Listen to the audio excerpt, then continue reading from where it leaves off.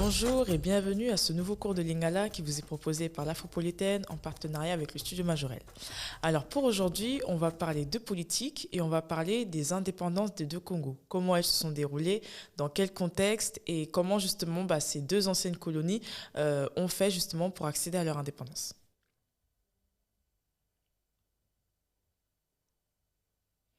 Alors, comme peut-être vous pouvez le savoir ou peut-être que vous n'êtes pas au courant, en tout cas, le Congo RDC donc de Kinshasa et le Congo-Brazzaville, c'était deux anciennes colonies.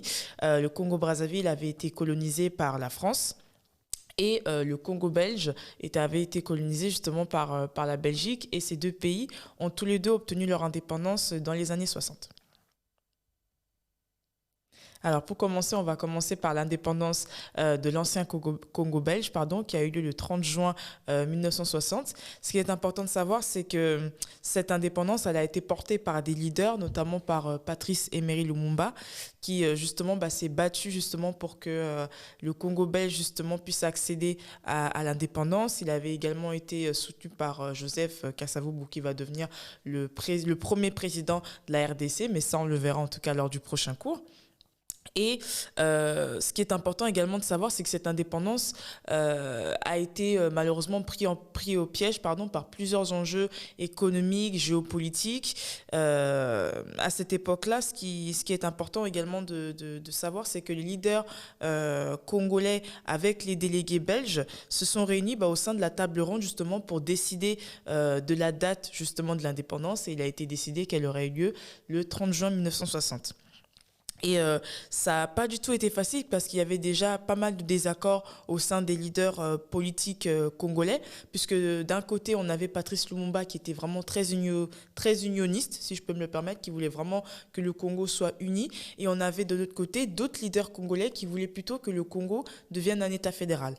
Parmi ces leaders-là, on avait Joseph Kasavubu, mais également Moïse Tshombe, qui justement a suscité justement la sécession du Katanga. Le Katanga qui est une riche province du sud du Congo, et malheureusement ça a donné lieu à pas mal de problèmes, à une guerre civile également à ce moment-là.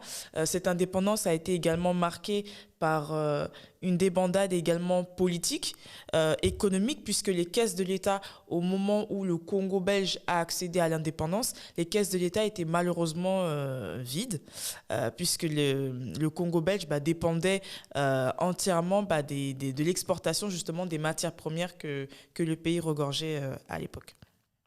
Ça, c'est un fait qui est important de souligner. Là, vous avez justement l'un des grands leaders justement de l'indépendance du Congo, Patrice Emery Lumumba. Alors, c'est vrai que c'est souvent lui qui est mis en avant, mais il y en a eu pas mal d'autres. Il y a eu Pierre Moulilé, il y en a eu d'autres malheureusement qui sont assez méconnus, mais c'est vrai que quand on pense et quand on parle de l'indépendance du Congo belge, c'est vrai que c'est Patrice Emery Lumumba qui est en tête du combat. Donc là, vous avez justement Moïse Tshombe, justement comme je l'évoquais, qui était l'un des leaders congolais à l'époque, justement, et qui, lui, à la suite de l'indépendance du Congo, voulait absolument que le Congo devienne un État fédéral. Et c'est d'ailleurs lui à qui l'on doit la sécession du Katanga qui a donné lieu à une guerre civile. Donc là, vous avez à gauche, vous avez Kasavubu, Joseph Kasavubu, qui est devenu justement suite à l'indépendance du Congo le premier président. Vous avez Patrice Emery Lumumba à côté, et vous avez le roi Baudouin justement lors du le jour justement de l'indépendance du Congo, là où justement Lumumba fera son célèbre discours justement pour évoquer justement comment le Congo est passé justement d'une période de soumission, d'une période de colonisation, d'une période justement d'oppression jusqu'à l'indépendance.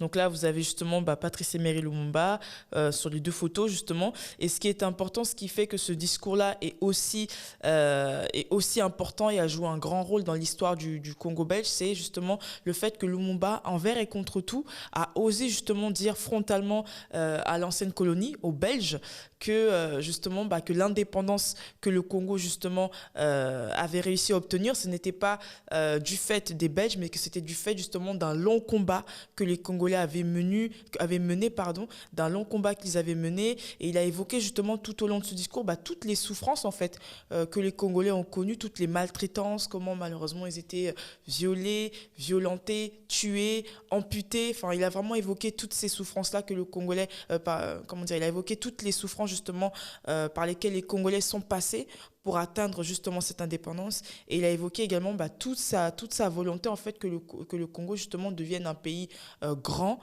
Il a évoqué vraiment tellement de choses et c'est vraiment un discours qui reste vraiment dans les mémoires parce que c'est un discours justement nationaliste. C'est un discours justement qui a aussi permis justement à pas mal de leaders politiques qui sont arrivés bien des générations après justement de pouvoir cultiver et entretenir justement le nationalisme africain et le panafricanisme de manière générale.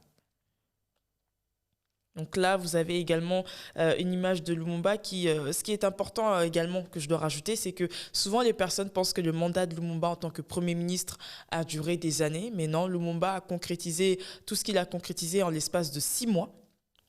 Et malheureusement, à l'issue de ces 6 mois-là, en 1961, ça a été un mandat assez difficile pour Lumumba puisqu'il y a eu des tensions entre justement lui, l'ancienne puissance coloniale et également le président de l'époque, Kasavubu. Et ce qui s'est passé, c'est qu'en 1961, il a été révoqué justement de son titre de Premier ministre. Et c'est à ce moment-là que tout malheureusement s'est dégringolé. Il a été mis en maison surveillée. Ensuite, il a tenté de fuir à plusieurs reprises. Et malheureusement, il a été attrapé, assassiné. Et tout ça au profit justement de Mobutu, qui était auparavant son allié durant son combat. Donc là, on a une photo justement de Lumumba avec d'autres de ses collègues, malheureusement, qui vont être persécutés, torturés et massacrés ensuite par la suite.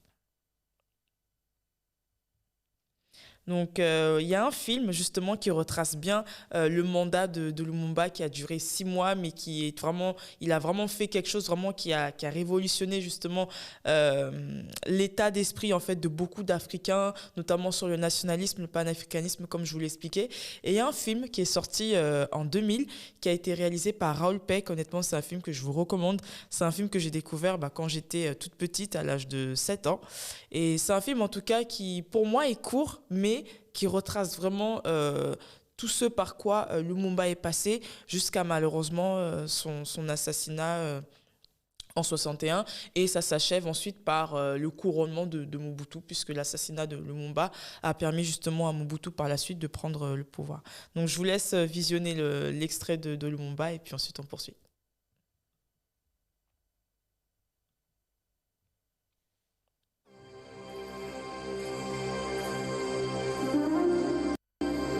Nul Congolais digne de ce nom ne pourra jamais oublier que c'est par la lutte qu'elle a été conquise.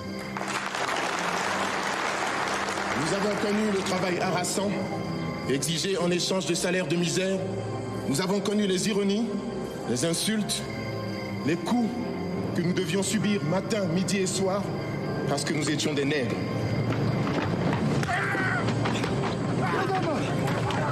Qui oubliera les fusillés à d'où périr tant de nos frères? Bonjour.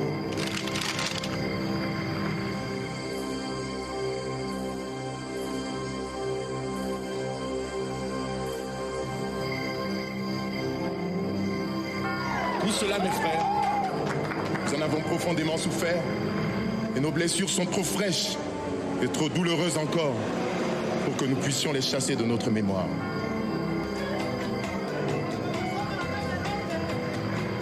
Vive l'indépendance de l'unité africaine. Vive le Congo indépendant et souverain.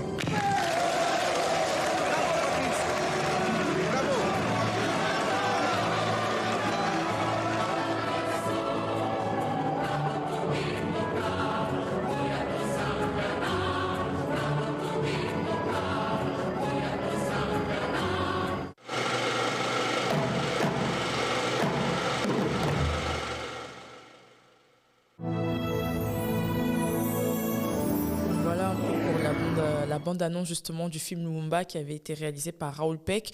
Honnêtement, c'est un film que je vous recommande.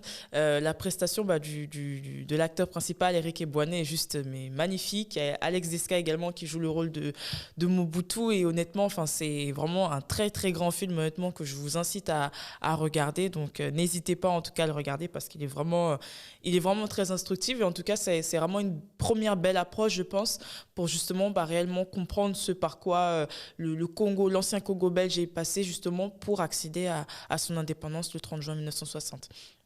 Et cette indépendance également, il y a un fait également qui est important de souligner, c'est que elle a été également accompagnée musicalement puisque l'orchestre African Jazz qui a été présidé justement par le chanteur Grand Calais, justement a accompagné également l'indépendance, puisqu'ils ont également sorti des titres comme Indépendance Cha-Cha ou Table Ronde qui sont devenus des hymnes de l'indépendance, non pas seulement du Congo belge, mais également de toute l'Afrique parce que c'est des classiques maintenant qui font partie intégrante de la musique africaine. Quand on pense aux indépendances, on pense forcément au titre Indépendance Cha-Cha qui a été justement interprété par ce groupe musical.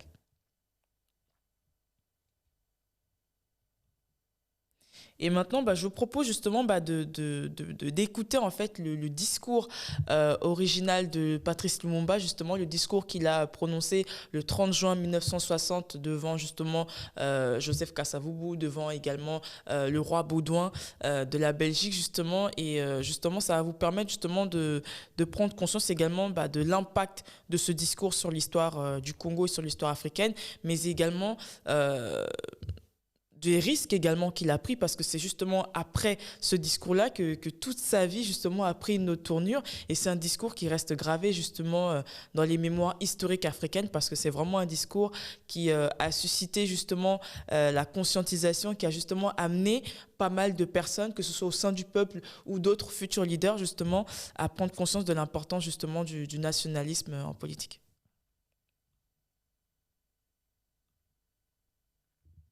Une élite de tous les jours, une élite ardente et idéaliste, une élite dans laquelle nous n'avons mélangé ni nos forces, ni nos privations, ni nos souffrances, ni notre sang.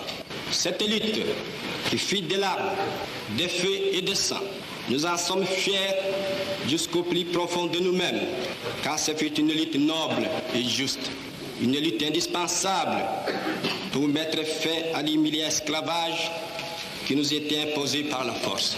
Ce qui fit notre sort à 80 ans du régime colonialiste. Nos blessures sont trop fraîches et trop douloureuses encore pour que nous puissions les chasser de notre mémoire. Car nous avons connu le travail harassant, exigé en échange des salaires qui ne nous permettaient ni de manger à notre faim, ni de nous vêtir ou nous loger décemment, ni d'élever nos enfants comme des êtres chers. Hommage aux combattants de la liberté nationale. Vive l'indépendance et l'unité africaine. Vive les Congos indépendants et souverains.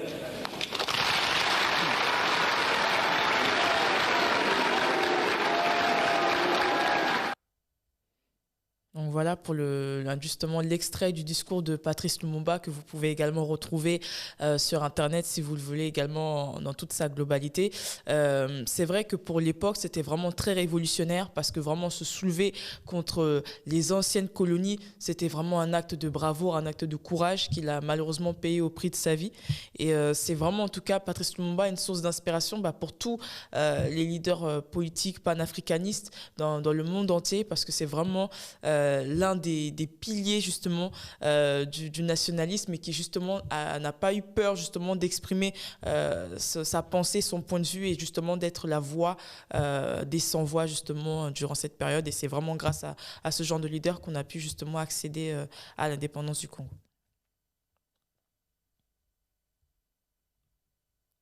Et maintenant, on va pouvoir passer à l'indépendance du Congo-Brazzaville, qui, elle, par contre, a eu lieu le 15 août 1960.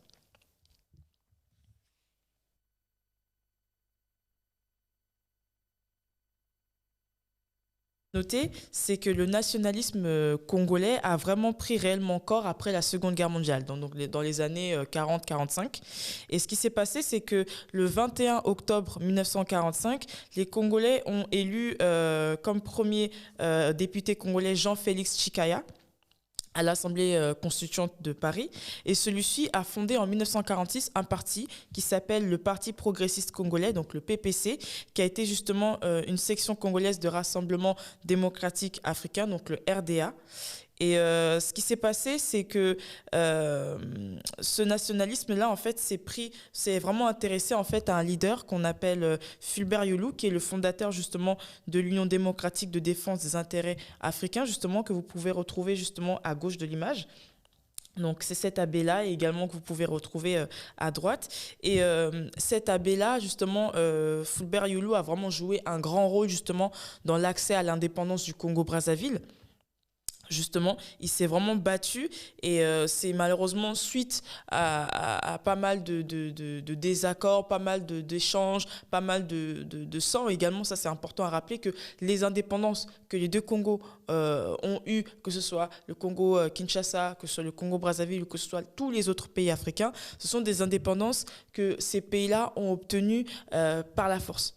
C'est justement des indépendances justement qu'ils ont obtenues par la force et ça a été également le cas pour Brazzaville. Et justement, suite à l'accès à l'indépendance le 15 août 1960, l'abbé Fulbert Yulu est devenu le premier président du Congo-Brazzaville. Et là, du coup, je vous propose justement d'écouter également, tout comme on a fait pour Lumumba, pour l'ancien Congo belge, d'écouter justement le discours qu'il a prononcé justement lors de la proclamation de l'indépendance qui a eu lieu le 15 août 1960.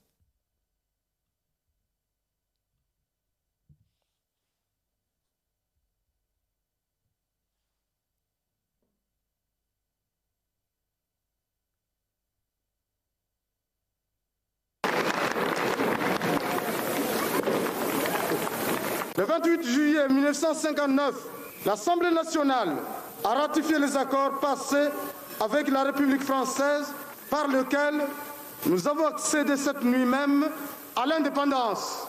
Cette indépendance de la République du Congo, mes chers concitoyens, je la proclame solennellement et universellement. Nous sommes ici tous associés en cette heure historique à la réalisation du vœu unanime du désir le plus cher de tout notre peuple. Vous allez manifester à juste titre votre allégresse, car il est bien vrai que nous vivons un jour faste et ce 15 août 1960 doit être consacré à la joie. Mais cette journée doit être aussi un moment de réflexion, car elle marque une étape essentielle de la vie de notre État.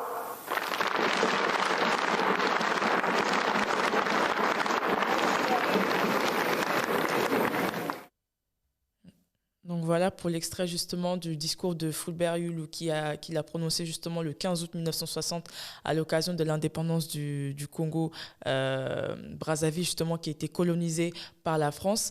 Ce qui est important également de noter pour ces deux indépendances, c'est que malheureusement, en tout cas en particulier pour le Congo belge, malheureusement c'est que quand le Congo a voulu accéder à l'indépendance, là je parle vraiment du Congo belge, les caisses malheureusement de l'État étaient complètement vides. Économiquement parlant, le Congo n'était pas suffisamment prêt pour justement se prendre en charge justement tout au long, juste après l'indépendance. Et malheureusement, on a assisté, bien qu'il y ait eu des indépendances formelles le 30 juin 1960 et le 15 août 1960 pour le Congo-Brazzaville, on a assisté malheureusement par la suite à une forme de néocolonisation, une forme de néocolonialisme, puisque certes, on avait maintenant des institutions dites africaines de forme, mais de fond, malheureusement, ça restait toujours les mêmes puissances occidentales qui tiraient les pincettes derrière et qui ont malheureusement plongé ces deux pays et bon nombre de pays africains dans des instabilités politiques,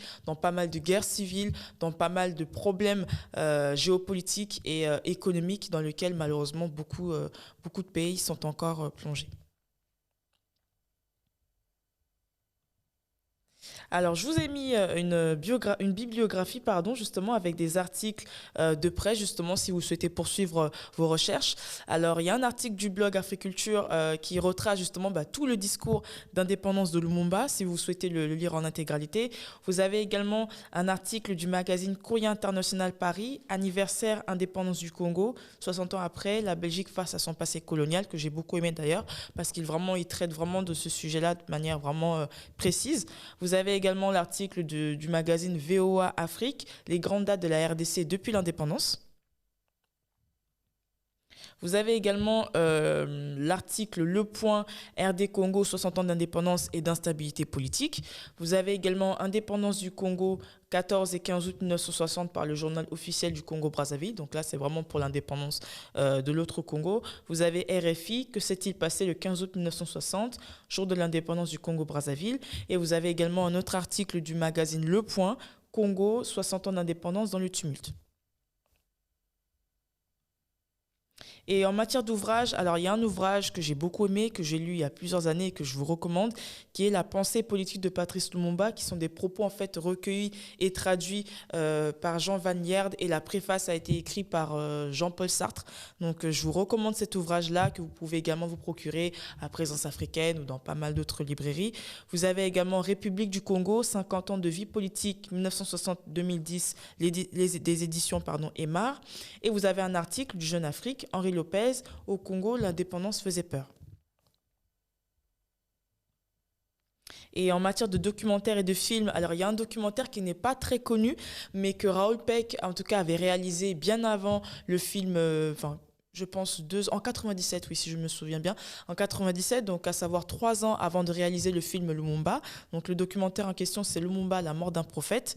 Et quelques années après, il a réalisé le film Lumumba en 2001, dans lequel on retrouve Éric Ebouaney qui interprète Lumumba et Alex Desca qui interprète Mobutu. Et vous avez également un documentaire que RFI a proposé, le 15 août 1960, Indépendance du Congo-Brazzaville, que vous pouvez retrouver sur YouTube sans problème. Et quant à moi, je vous remercie pour votre écoute et vous dis à très vite pour le prochain cours de Lingala.